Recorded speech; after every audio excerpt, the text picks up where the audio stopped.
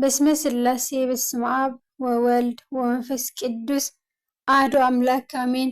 ኦሪት ዘጸአት ምዕራፍ 9 እግዚአብሔር ድማ ንሙሴ በሎ ናብ ፈርዖን አቲኻ እግዚአብሔር አምላኽ ዕብራውያን ከምዚ ይብል ኢልካ ተዛረቦ ንህዝበይ ከገልግሉኒ ይኺዱ ሕደጎም ንስኻ ግና ምሕዳጎም ዓበኻ ገና እንተ ሓዝካዮም እንሆ ኢድ እግዚአብሔር መሮር አብ ዘለዋ ማልካ አብ አፍራስ አብ አእዱግ አብ አግማል አብ አሓን አብ አባጊዕን ብኣዝዩ ብርቱዕ ሕማም ክትከውን እያ። እግዚአብሔር ድማ ኣብ መንጎ ማል እስራኤልን ኣብ መንጎ ማል ግብፃውያንን ምፍልላይ ክገብር እዩ። ካብ ኩለን ናይ ደቂ እስራኤል ገለ እኳ ኣይትመውትን። እግዚአብሔር ድማ ከምዚ ኢሉ ግዜ ቆረፀ። እግዚአብሔር ጽባሕ ኣብዛ ሃገር እዚኣ እዚ ነገር እዚ ክገብር እዩ። ንጽብሒቱ ከዓ እግዚአብሔር እዚ ነገር እዚ ገበረ። ኩለን ማል ግብፂ ድማ ሞታ። ካብ ማል እስራኤል ግና ሓንቲ እኳ ኣይሞተትን። ፈርዖን ከዓ ለኣኸ እንሆ ካብ ማል እስራኤል ሓንቲ እኳ ኣይሞተትን። ልቢ ፈርዖን ግና ተረረ፣ ነቲ ህዝበይ እውን ኣሓደጎን። እግዚአብሔር ድማ ንሙሴን ንኣሮንን ሓሙኽሽቲ እቶን ኣእዳውኩም መሊእኹም ውሰዱ። ሙሴ ድማ ኣብ ቅድሚ ፈርዖን ናብ ሰማይ ኣቢሉ ፋሕ የብሎ። ብዘላ ምድሪ ግብፂ ከዓ ተጎጓ ክኸውን እዩ። ኣብ ኩላ ምድሪ ግብፂ ድማ ኣብ ሰብን ኣብ ማልን ፎቕፎቕ ዝብል ሕበጥ ክኸውን እዩ በሎም። ሽዑ ሓሙኽሽቲ እቶን ወሲዶም ኣብ ቅድሚ ፈርዖን ደው በሉ። ሙሴ ከዓ ናብ ሰማይ ኣቢሉ ፋሕ ኣበሎ። ኣብ ሰብን ኣብ ማልን ድማ ፎቕፎቕ ዝበለ ሕበጥ ኮነ። ኣብቶም ጠንቆልትን ኣብ ኩሎም ግብፃውያንን ሕበጥ ኮነ እሞ እቶም ጠንቆልቲ ከዓ በቲ ሕበጥ ምኽንያት ኣብ ቅድሚ ሙሴ ደው ክብሉ ኣይከኣሉን። ከምቲ እግዚአብሔር ንሙሴ ዝበሎ ድማ እግዚአብሔር ንልቢ ፈርዖን ኣትረሮ እሞ ኣይሰምዖምን። እግዚአብሔር ድማ ንሙሴ በሎ ጽባሕ ሓንጊኻ ትንስእ ኣብ ቅድሚ ፈርዖን ከዓ ደው በል እሞ እግዚአብሔር አምላኽ ዕብራውያን ከምዚ ይብል በሎ ንህዝበይ ከገልግለኒ ይኺድ ሕደጎ ኣብ ኩላ ምድሪ ከማይ ዝበለ ከም ዘልቦ ምእንቲ ክትፈልጥ በዛ ግዜ እዚኣ ድማ ኩሉ መዓተይ ናብ ልብኻን ናብ ገላውኻን ናብ ህዝብኻን ክሰድድ እየ። ሕጂ ከዓ ንስኻን ህዝብኻን ካብ ምድሪ ክትፀንቱስ ኢደይ ዘርጊሐ ብፌራ መወቃዕኹኻ ነይረ። ግናኸ ሓይለይ ከርእየካ ስመይ ድማ ኣብ ኩላ ምድሪ ምእንቲ ክውረ ብእኡ ምኽንያት ኣንበርኩኻ። ከይተሓድጎዶ ገና ኣብ ህዝበይ ትዕብእ ኣለኻ። እንሆ ካብ እትስረት መዓልቲ ክሳዕ ሕጂ ከምኡ ዝበለ ኣብ ግብፂ ዘይኮነ ጽባሕ ከምዛ ግዜ እዚኣ ኣዝዩ ብርቱዕ በረድ ከውርድ እየ። ኣብ መሮር ኣብ እተረኽበ ናብ ቤት ኣብ ዘይኣተወን ኩሉ ሰብን እንስሳን በረድ ክወርድ እዩ፣ ክሞቱ ከዓ እዮም። ስለዚ ሕጂ ሊኢኽካ ማልካን ኣብ መሮር ዘሎካ ኩሉን ኣክብ። ካብ ገላው ፈርዖን እቲ ንቓል እግዚአብሔር ዝፈርሐ ዘበለ ሰቡን ማሉን ናብ ኣባይቲ ኣህደመ። እቲ ልቡ ናብ ቃል እግዚአብሔር ዘየቕለበ ድማ ሰቡን ማሉን ኣብ መሮር ሓደገ። እግዚአብሔር ድማ ንሙሴ ኢድካ ናብ ሰማይ ኣቢልካ ዘርግሕ እሞ ናብ ኩላ ምድሪ ግብፂ ናብ ልዕሊ ሰብን ናብ ልዕሊ ማልን ናብ ልዕሊ ኩሉ ብቑሊ ገራሁ ኣብ ምድሪ ግብፅን በረድ ክወርድ እዩ በሎ። ሙሴ ከዓ በትሩ ናብ ሰማይ ዘርግሐ። እግዚአብሔር ድማ ነጎድጓድን በረድን ሰደደ። ሓዊ ከዓ ናብ ምድሪ ወረደ። እግዚአብሔር ድማ ናብ ምድሪ ግብፂ በረድ ኣዝነመ። በረድ ከዓ ኮነ ኣብ ማልን እቲ ኣብ ማእኸል እቲ በረድ ድማ ሓዊ ይወናጨፍ ነበረ። ሰብ ካብ ዝቕመጣ ኣብ ኩላ ምድሪ ግብፂ ከምዚ ዝበለ ዘይኮነ ኣዝዩ ብርቱዕ ነበረ። እቲ በረድ ከዓ ኣብ ብዘላ ምድሪ ግብፂ ኣብ መሮር ንዘሎ ኩሉ ካብ ሰብ ክሳዕ እንስሳ ወቀዐ። እቲ በረድ ድማ ንኹሉ ብቑሊ ግራት ወቕዐ፣ ንኹሎም ኣእዋም መረሩ እውን ሰባበሮም። ኣብታ ደቂ እስራኤል ዝነበርዋ ምድሪ ጎሼን ጥራይ በረድ ኣይነበረን። ፈርዖን ከዓ ልኢኹ ንሙሴን ንኣሮንን ፀዊዑ ሕጂ ሓጣኹ እግዚኣብሔር ጻድቕ እዩ፣ ኣነን ህዝበይን ከዓ በደልቲ ኢና። ነጉዲ ኣምላኽን በረድን ከኣክልሲ ንእግዚኣብሔር ለምኑ፣ ሽዑ ክሓድገኩም እየ፣ ደጊም ድማ ኣብዚ ኣይትቆሙን በሎም። ሙሴ ከዓ ካብ ከተማ ምስ ወፂኣኹ ኣእዳወይ ናብ እግዚኣብሔር ክዝርግሕ እየ፣ ምድርን ናይ እግዚኣብሔር ምዃና ምእንቲ ክትፈልጥ ነጉዲ ይሓድግ፣ ደጊም ከዓ በረድ ኣይኸውንን። ንስኻን ገላውኻን ግዳ ገና ንእግዚኣብሔር ኣምላኽ ከም ዘይፈራሕኩም እፈልጥ ኣለኹ በሎ። ስገም ሰዊቱ እንጣጢዕ ከዓ ጉዕ ነበረ እሞ እቲ ስገምን እንጣጢዕን ተወቕዐ። ስርናይን ስጴልትን ግና ድሑር ዘርኢ እዩ እሞ ኣይተወቕዐን። ሙሴ ድማ ካብ ፈርዖንን ካብ እታ ከተማን ወይፀ፣ ኣእዳው ከዓ ናብ እግዚኣብሔር ዘርጊሐ፣ ነጉድን በረድን ድማ ሓደገ፣ ዝናም እውን ናብ ምድሪ ኣይዘነመን። ፈርዖን ከዓ ዝናምን በረድን ነጉድን ከም ዝሓደገ ምስ ረኣየ ሓጢኣት ወሰኸ፣ ንሱን ገላውኡን ድማ ልቡ ኣትረረ። እሞ ከምቲ እግዚኣብሔር ብሙሴ ዝበሎ ልቢ ፈርዖን ተረረ፣ ደቂ እስራኤል ከዓ ኣይሓደጎምን። ምዕራፍ 10 እግዚኣብሔር ድማ ንሙሴ እዚ ትእምርትታተይ እዚ ምእንቲ ኣብ ማእኸሎም ክገብር እቲ ኣብ ግብፃውያን ዝዓየኽዎ ነገርን እቲ ኣብ ማእኸሎም ዝገበርክዎ ትእምርትታተይን ኣብ ኣእዛን ወድኻን ወዲ ወድኻን ምእንቲ ክትገብሮ ኣነ እግዚኣብሔር ምዃነይ ከዓ ክትፈልጡስ ኣነ ንልቡን ንልቢ ገላውኡን ኣትሪረ እየ እሞ ናብ ፈርዖን እቶም። ሙሴን ኣሮንን ድማ ናብ ፈርዖን ኣትዮም በልዎ፣ እግዚኣብሔር ኣምላኽ ዕብራውያን ከምዚ ይብል፣ ክሳዕ መዓዝ ኢኻ ኣብ ቅድመይ ከይትትሕት እተኣቢ? ንህዝበይ ከገልግለኒ ሕደጎም።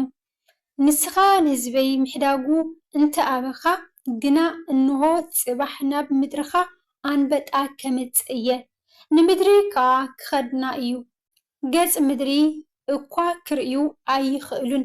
ነቲ ካብ በረድ ድሒኑ ዝተረፈኩም ትርፊ ድማ ክበልዖ እዩ። ነተን ኣብ መሮር ዝዓበያልኩም ኩለን ኣእዋም ከዓ ክበልዐን እዩ። ኣባይትኻን ኣባይቲ ኩሎም ገላውኻን ኣባይቲ ኩሎም ግብፃውያንን ክመልእ እዩ። ከምኡ ዝበለ ኣቦታትካን ኣቦታት ኣቦታትካን ኣብ ምድሪ ካብ እትፈጠሩላ መዓልቲ ጀሚሮም ክሳብ እዛ መዓልቲ እዚኣ ኣይረኣዩን። ተመሊሱ ከዓ ካብ ፈርዖን ወፀ።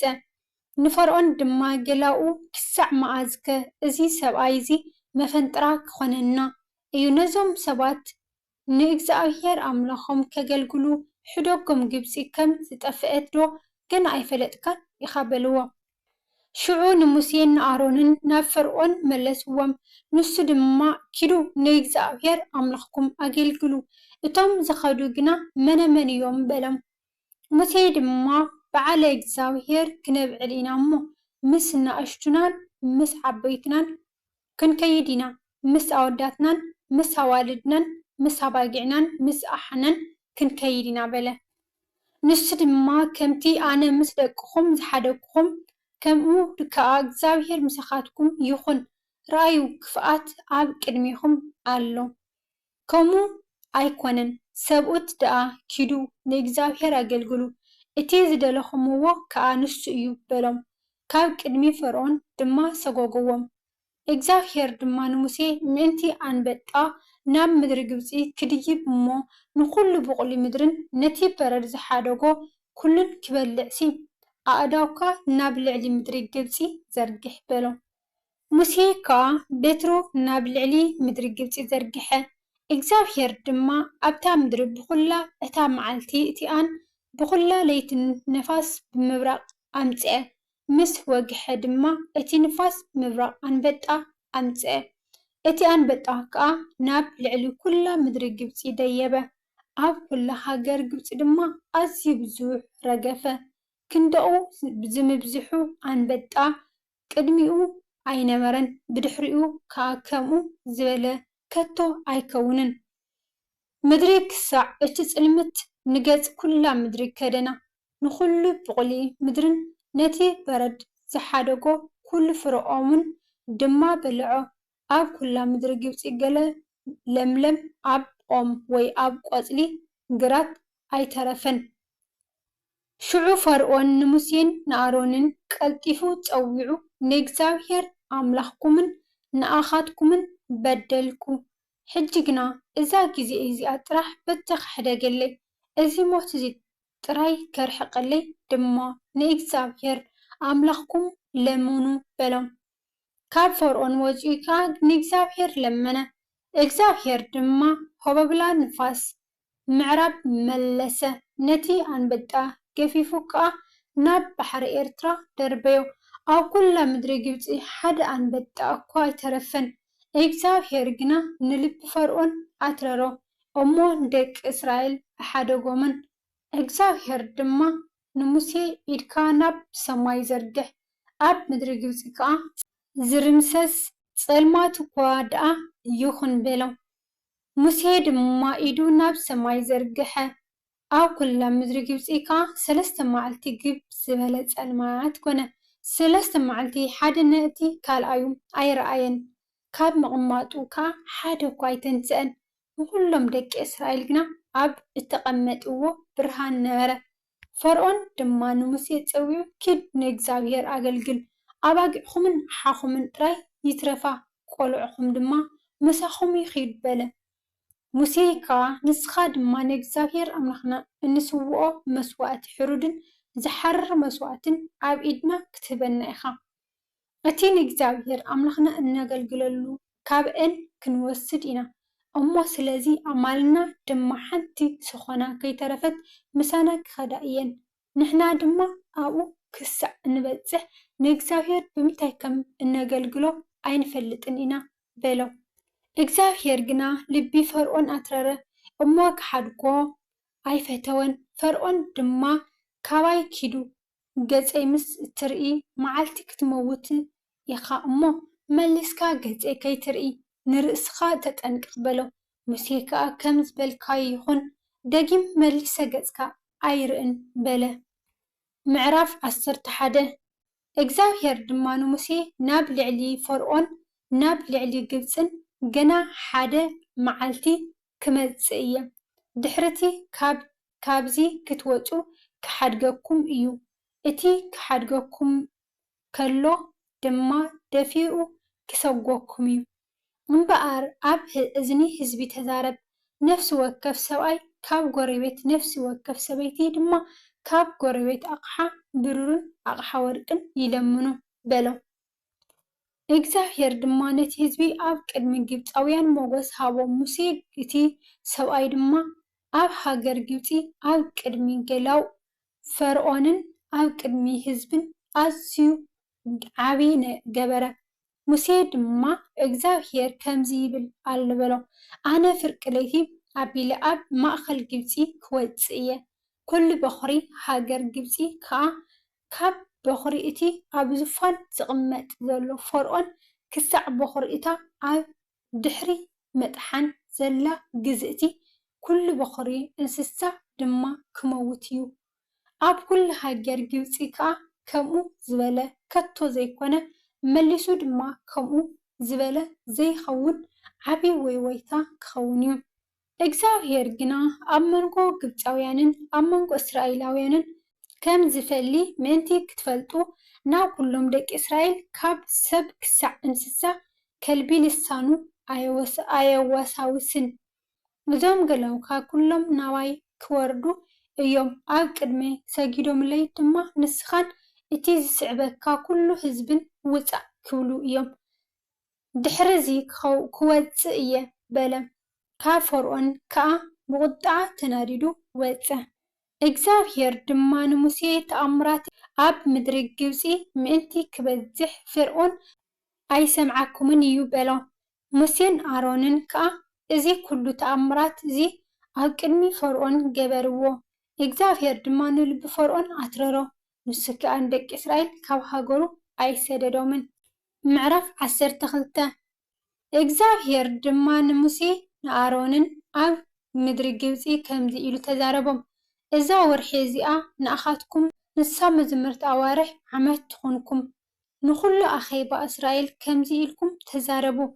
ኣብዛ ወርሒ እዚኣ ብ10ይቲ መዓልቲ ነፍሲ ወከፍ ንቤት ኣቦ ሓደ ገንሸል ነንቤት ሓደ ገንሸል ይውሰድ። እቶም ስድራ ቤት ንሓደ ገንሸል ዝውሕዱ እንተኾኑ ንሱን እቲ ንቤቱ ዝቐረበ ጎረቤቱን ብቁፅሪ ነፍሳት ሓደ ይውሰድ። ነፍሲ ወከፍ ከም ዝበልዕ መጠን ኣብቲ ገንሸል ቁፅሩ ዓመት ዝገበረ ጎደሎ ዘይብሉ ተባዕታይ ገንሸል ይኹነልኩም። ካብ ኣባጊዕ ወይ ካብ ኣጣል ትወስዱ። ኣብዛ ወርሒ እዚኣ ከዓ ክሳዕ መበል 14 መዓልቲ ሓለውዎ። ሽዑ ኩሉ እቲ እኩብ ማሕበር እስራኤል ክመሲ ከሎ ይሕረዶ። ኣብታ ዝበልዓ ቤት ድማ ካብቲ ደሙ ወሲዶም ንኽልቲኡ ቀዋሚ ልዳትን ነቲ ላዕላይ ልዳትን ይልከይዎ። ነቲ ስጋኡ ድማ በታ ለይቲ እቲኣ ይብልዕዎ። ብሓዊ ጠቢሶም ምስ ቅጫን ምስ መሪር ሓምልን ይብልዕዎ። ምስ ናይ ርእሱን ኣእጋሩን ናውቲ ከብዱን ብሓዊ ይጠበስ እምበር ካብቲ ዝሕላ ኮነ ካብቲ ብማይ ዝበሰለ ኣይትብልዑ። ካብኡ ድማ ገለ እኳ ክሳዕ ንግሆ ኣይተትርፉ። እቲ ካብኡ ክሳዕ ንግሆ ዝተረፈ ከዓ ብሓዊ ኣንድድዎ። ከምዚ ጌርኩም ድማ ክትበልዕዎ ኢኹም። ሓቋቁኹም ተዓጢቕኩም ኣሳኣንኩም ኣብ ኣእጋርኩም ኣባትርኩም ከዓ ኣብ ኣእዳውኩም ሒዝኩም ቀልጢፍኩም ብልዕዎ። ንሱ ፋሲጋ እግዚኣብሔር እዩ። በዛ ለይቲ እዚኣ ብምድሪ ግብፂ ክሓልፍ እየ። ካብ ሰብ ክሳዕ እንስሳ ንኹሉ በኹሪ ሃገር ግብፂ ክወቅዕ እየ። ኣብ ኩሎም ኣማልኽቲ ግብፂ ከዓ ፍርድታት ክገብር እየ። ኣነ እግዚኣብሔር እየ። ንምድሪ ግብፂ ምስ ዝወቅዕ ድማ ኣብተን ዘለኹምወን ኣባይቲ እቲ ደም ምልክት ይኹንኩም። ነቲ ደም ርእየ ክሓልፈኩም እየ። እቲ ዘጥፍእ መዓት እውን ኣባኻትኩም ኣይከውንን። እዛ መዓልቲ እዚኣ ድማ ንመዘከርታ ትኹነልኩም። ሕጊ ንእግዚኣብሔር ከዓ ተብዕልዋ። ሕጊ ዘለኣለም ጌርኩም ንውሉድ ወለዶ ኣብዕልዋ። 7 መዓልቲ ቅጣ ትበልዑ። ካብታ ቀዳመይቲ መዓልቲ ክሳዕ እታ 7ይቲ መዓልቲ ብኹዕ ዝበልዐ ዘበለ እታ ነፍሲ እቲኣ ካብ እስራኤል ክትቁረፅ እያ እሞ በታ ቀዳመይቲ መዓልቲ ነቲ ማይ ብሑቕ ካብ ኣባይትኩም ኣውፅኡ። በታ ቀዳመይቲ መዓልቲ ቅዱስ ኣኼባ በታ 7ይቲ መዓልቲ ድማ ቅዱስ ኣኼባ ይኹነልኩም። ብኣታተን ገለ እዩ ኣይገበር። እቲ ንነፍሲ ወከፍ ዝበልዖ ንሱ ጥራይ ይተዓየየልኩም። ነዚ በዓል ቅጫ ሓልውዎ። በዛ መዓልቲ እዚኣ ንሰራዊትኩም ካብ ምድሪ ግብፂ ኣውፅአዮ እየ እሞ ነዛ መዓልቲ እዚኣ ንውሉድ ወለዶ ሕጊ ዘለኣለም ጌርኩም ሓልውዋ። ኣብታ ቀዳመይቲ ወርሒ ካብታ ወርሒ ድማ ብመበል 14 መዓልቲ ምሸት ክሳዕ መበል 21 መዓልቲ ምሸት ኣብታ ወርሒ ቅጫ ክትበልዑ ኢኹም። ወሰንተኛ እንተኾነ ወይ ወዲ ዓዲ ብኹዕ ዝበልዐ ዘበለ እታ ነፍሲ እቲኣ ካብ ኣኼባ እስራኤል ክትቁረፅ እያ እሞ በተን 7 መዓልቲ ኣብ ኣባይትኩም ማይ ብሑቕ ኣይረኸብ። ገለ እኳ ብኹዕ ኣይትብልዑ። ኣብ ኩሉ እትነብርዎ ቅጫ ብልዑ። ሙሴ ድማ ንኹሎም ዓበይቲ እስራኤል ፀዊዑ በሎም ነንማይ ቤትኩም ገንሸል ሓሪኹም ውሰዱ እሞ ፋሲጋ ሕረዱ። ዕትርቲ ስምዒዛ ውሰዱ። ኣብቲ ኣብ ጭሔሎ ዘሎ ደም ከዓ ጥምዕዎ። ነቲ ላዕላይ ልዳትን ንኽልቲኡ ቀዋሚ ልዳትን በቲ ኣብ ጭሔሎ ዘሎ ደም ልኸይዎ። ክሳዕ ብጊሓት ድማ ካባኻትኩም ሓደ ሰብ እኳ ካብ ኣፍ ቤቱ ኣይውፃእ። እግዚኣብሔር ንግብፃውያን ክወቅዕ ክሓልፍ እዩ እሞ ነቲ ደም ኣብ ላዕላይ ልዳትን ኣብ ክልቲኡ ቀዋሚ ልዳትን ምስ ረኣየ እግዚኣብሔር ነታ ደገ ክሓልፋ እዩ። ነቲ ዘጥፍእ ድማ ናብ ቤትኩም ኣትዩ ክወቕዓኩም ኣይሓድጎን። እዚ ነገር እዚ ንኣኻን ንደቅኻን ሕጊ ዘለኣለም ጌርኩም ሓልውዎ ክኸውን ከዓ እዩ። ናብታ እግዚኣብሔር ዝሃበኩም ምድሪ ምስ ኣትኹም ከምቲ እትዛረብዎ ነዚ ኣገልግሎት እዚ ሓልው ክኸውን ድማ እዩ። ደቅኹም እዚ ኣገልግሎትኩም እንታይ እዩ ምስ ዝብልኹም ንስኻትኩም ከዓ እዚ ነገር እዚ ነቲ ንግብፃውያን ክወቅዕ ከሎ ኣብ ግብፂ ኣባይቲ ደቂ እስራኤል ዝሓለፈ ኣባይትና ድማ ዘድሓነ እግዚኣብሔር መስዋእቲ ፋሲጋ እዩ ትብሉ። እቲ ህዝቢ ከዓ ፍግም ኢሉ ሰገደ። ደቂ እስራኤል ድማ ከይዶም ከምኡ ገበሩ። ከምቲ እግዚኣብሔር ንሙሴን ንኣሮንን ዘለኣለም ዝኣዘዞም ገበሩ። ፍርቂ ለይቲ ምስ ኮነ እግዚኣብሔር ንኩሉ በኹሪ ሃገር ግብፂ ካብቲ ኣብ ዝፋኑ ዝቕመጥ በኹሪ ፈርዖን ክሳዕ በኹሪ እቲ ኣብ ቤት ማእሰርቲ ዘሎ እሱር ንኩሉ በኹሪ እንስሳ ድማ ቀተለ።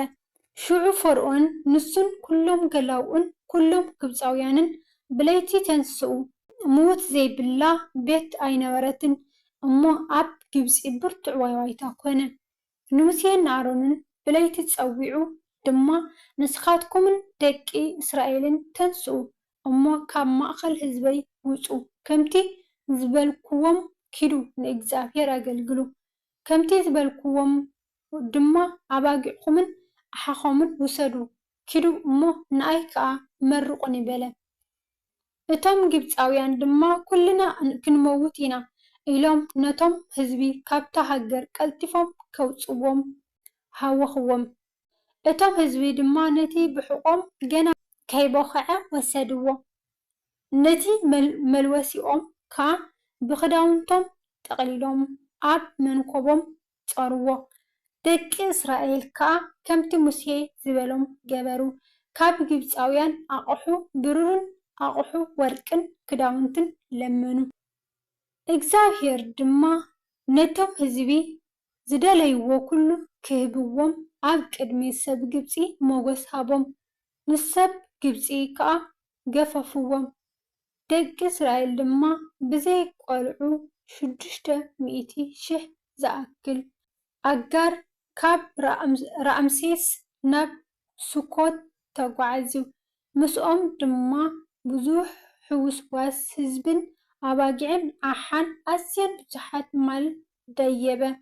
እቲ ካብ ግብፂ ዘውፅእዎ ብዙሕ ብሑቕ ኣይበኽዐን ነበረ እሞ ካብኡ ቅጣታት ሰንከቱ። ካብ ግብፂ ስለ እተሰጎጉ ክድንግዩ ኣይከኣሉን እሞ ስንቆም ኣየዳለውን ነበሩ። ደቂ እስራኤል ኣብ ግብፂ ተቐሚጠምዎ ዝነበሩ 430 ዓመት እዩ። ኮነ ከዓ ኣብ መወዳእታ እተን 430 ዓመት በታ መዓልቲ እቲኣ ኮነ ኩሎም ሰራዊት እግዚኣብሔር ካብ ምድሪ ግብፂ ወፁ። እዛ ለይቲ እዚኣ በኣ ካብ ምድሪ ግብፂ ስለ ዘውፅኦም ንእግዚኣብሔር ፍጹም እተሓለወት እያ። እዛ ለይቲ እዚኣ ብኩሎም ደቂ እስራኤል ንውሉድ ወለዶኦም ፍጹም ንእግዚኣብሔር እተሓለወት እያ። እግዚኣብሔር ድማ ንሙሴን ንኣሮንን በሎም፣ ሕጊ ፋሲጋ እዚ እዩ። ጓና ዘበለ ካብኡ ኣይብላዕ። ብገንዘብ እተዓደገ ባርያ ግና ምስ ገዘርካዮ ካብኡ ይብላዕ። ስደተኛን በዓል ዓስብን ካብኡ ኣይብላዕ። ኣብ ሓንቲ ቤት ይብላዕ። ካብቲ ስጋ ገለ እኳ ካብ ቤት ንግዳም ኣይተውፅእ፣ ዓፅሚ ድማ ኣይትስበሩ። ኩሉ ኣኼባ እስራኤል ነዚ ይግበሮ።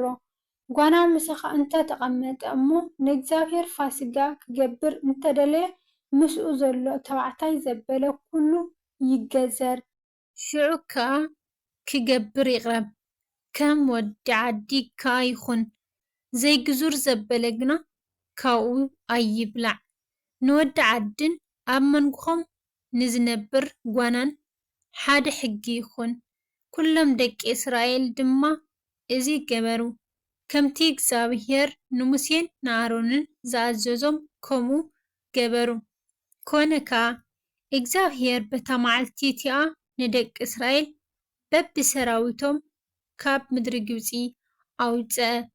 ስለ ቃላቱ ናይ ቃላቱ ባለቤት እግዚአብሔር ኣምላኽና ዝኸበረን ዝተመስገነን ይኹን። ዝወደቐ ዝነጠበ ኣፍ ቅዱሳን ይተኣረመለይ። ኣሜን።